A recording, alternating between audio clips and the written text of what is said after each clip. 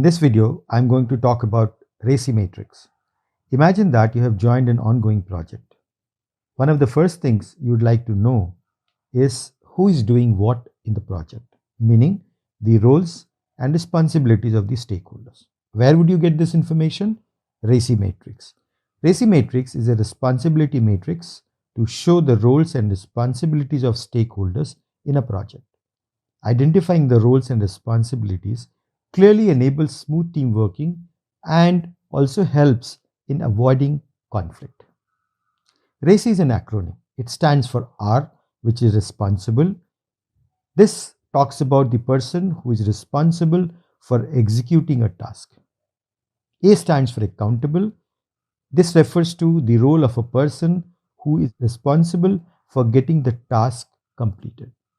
C stands for consulted, the person or the roles who provide information about a particular task or whom the responsible person can go for consultation. I stands for informed, people who are supposed to be informed about the task in progress or the completion status. Let's take an example. Let's consider an example RACI matrix created to show part of the data from a project's RACI matrix. The table shows a few requirements development stage activities.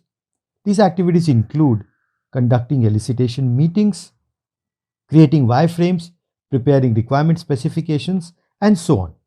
The stakeholders are listed in columns, and the responsibility in the form of R, A, C, and I is also indicated for each of the stakeholders. You can see that there are multiple I's and multiple C's in the table. I will also discuss some of the rules or the best practices which must be used in creating a RACI matrix. What makes a RACI chart or a matrix useful? The first point is, it is a simple diagram which can be seen, understood by most of the people. It's a very easy to understand visual diagram, and it clearly depicts who is going to do what. Another aspect of RACI matrix is that it helps you in setting up clear expectations about the project roles and responsibilities. A team member is encouraged to take responsibility of the assigned task as it is clearly evident in the table, and in case the person is not available, it can be assigned or deferred to somebody else or delegated to somebody else.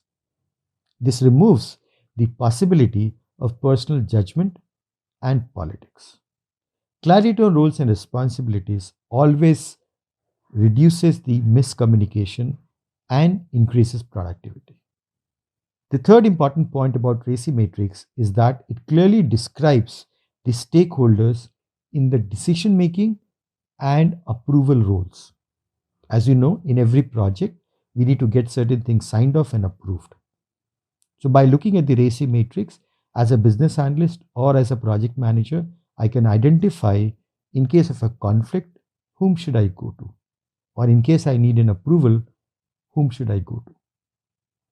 A RACI matrix provides a view of employees' workload as well, as it shows that which functional roles are assigned to each person. For example, the organization or the team can see if all the team members have been utilized efficiently. It's not a plan, but it does provide the distribution of responsibilities amongst the team members. So, a RACI matrix is a useful way of displaying and showing the roles and responsibilities of the stakeholders in the project.